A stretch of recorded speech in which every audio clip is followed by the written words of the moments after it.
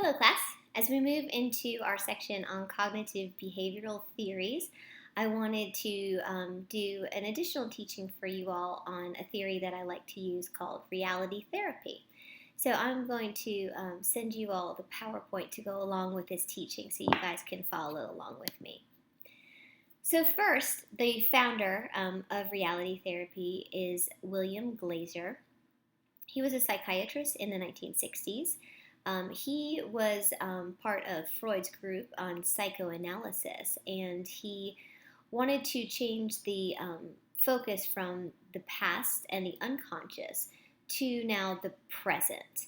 And so Glazer proposed that the client would be suffering from universal social challenges represented by current unmet needs, not by mental illness. So this was a really big shift, moving from the sickness perspective, the psychoanalytical medical illness perspective, into something that would be probably more in line with our current day theories, and looking at the client current functioning and how the client can make improvements to improve that functioning, as opposed to a sickness illness model. So one thing I want to point out is when I first started learning about this theory when I was in school, it was very confusing with the wording, because I thought reality therapy would mean giving the client a dose of reality, like getting them to be more focused on seeing reality the way it is. But it really does not mean that per se. It's much more of a client-centered approach, and so looking at the current reality for that person and how that can be improved to better meet their goals. So this is a short-term version of cognitive theory, and it can go in line very well with general CBT approaches. So there's more emphasized personal responsibility for behaviors and outcomes, as opposed to, again, that illness model. I like this quote by Corey.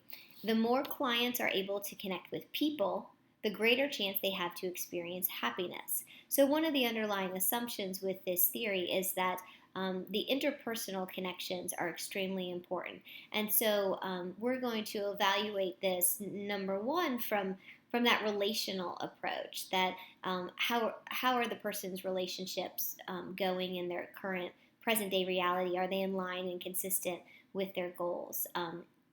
In addition to looking at several needs and unmet needs, as we will see in a moment. So the evolution of this theory, it went through several name changes, which can be extremely confusing. But and ironically, so it's most often called the earliest name. So it started off in the 1960s as reality theory. Then that name was changed some to control theory in the 70s, and then choice theory in the 90s. But to be honest, most people still use reality theory as the current day term. But don't be confused if you hear choice theory or control, because those are all under the same umbrella.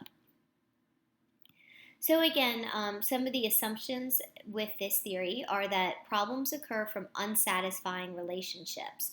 And this goes well with our biblical model that looks at the importance of our vertical relationship with God and our horizontal relationship with others, and how those two impact each other. And reality theory would then again say that much of the distress that people experience is from problems within their relationships. And I have found this to be very true as I'm working with clients, that it's very difficult for somebody to be mentally healthy with complete turmoil within their relationships. So there's more of a focus on the here and now, which again was monumental for a paradigm shift when this theory first came out, and how to create a better future. And really, not much is done with the past. There's not a lot of trauma reprocessing or anything like that with this theory.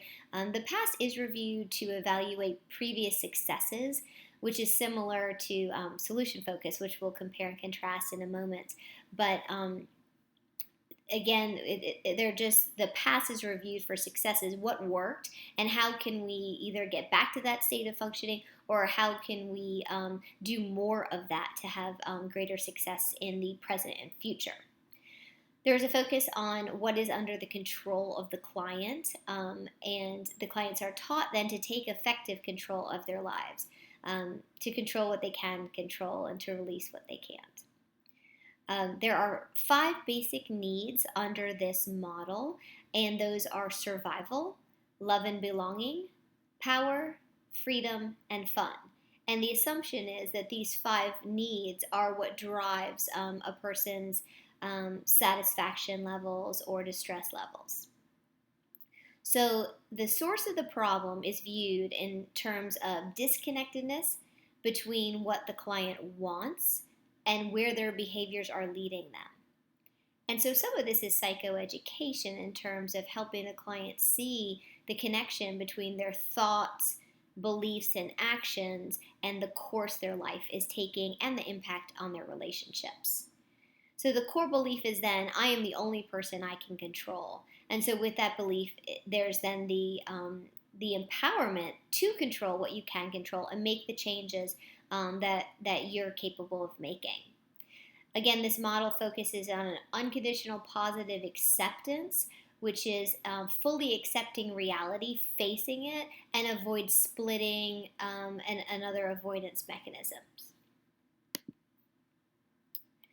So the term quality world is important within this theory. They're mental files, if you will, of the client's wants that are built over their lifetime. And this is what drives their behaviors. So if you think of like Piaget talks about schema and those file folders in the brain, it's similar to this quality world that the client is consistently taking information in, and then that internal picture album is driving their thoughts, beliefs, actions. So their total behavior is a result of acting, thinking, feeling, and physiology.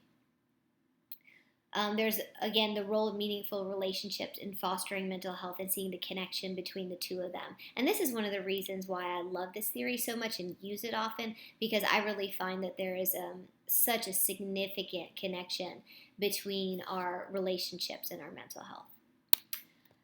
There is a complete avoidance of transference. The counselor functions only as who they are. Now, this is the one thing with this theory that I take a little exception to, because transference isn't something we as counselors purposely have the client do. I think it's something that happens naturally and automatically. But within this theoretical perspective, the counselor is not attuning to the client's transference or really using that in any way. So again, it's very focused just on a reality perspective and getting far away from that psychoanalytic background of working with transference.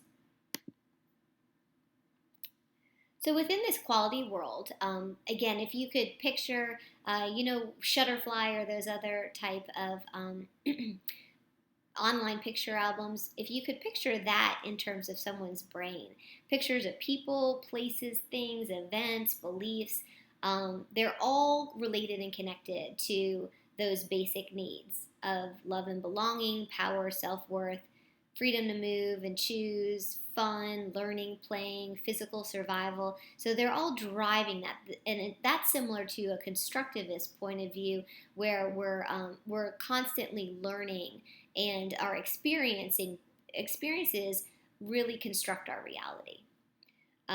These pictures govern our behavior as they direct our efforts in meeting our basic needs. And they can be continually changing as we have more and more experiences. So the pictures relate to our past experiences, but they impact our future aims and ambitions. And they're also part of our internal idealized self.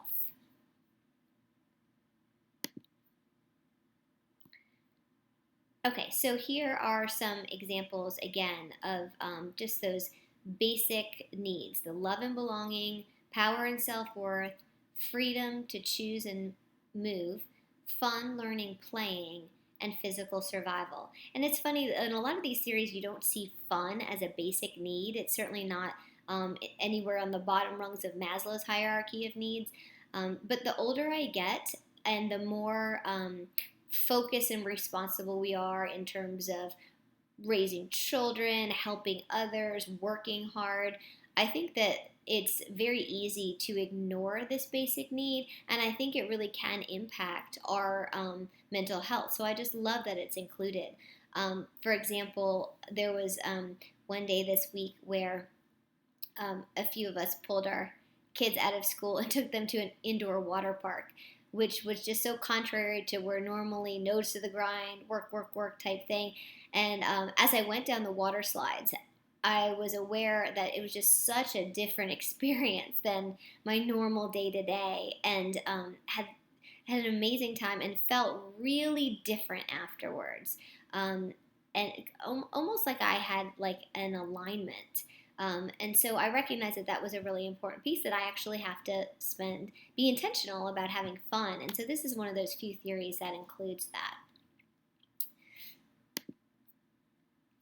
So here are some skillful questions that we would ask the client under this theory. How would you like to change your life? What do you want in your life that you are not getting now? What would you have in your life if you were to change? And what would you have to do now to make those changes happen?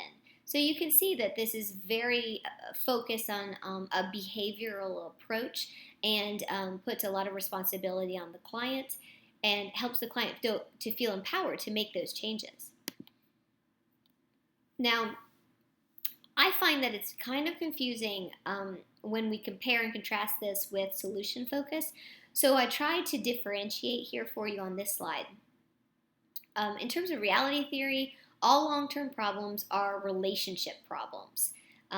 So it teaches the client to stop making destructive choices. So solution focus doesn't have this as a premise that all long-term problems are actually relationship problems. For solution focus, there's no expectations of relationships, and goals are created by the client, and there's more of an emphasis on what is currently working.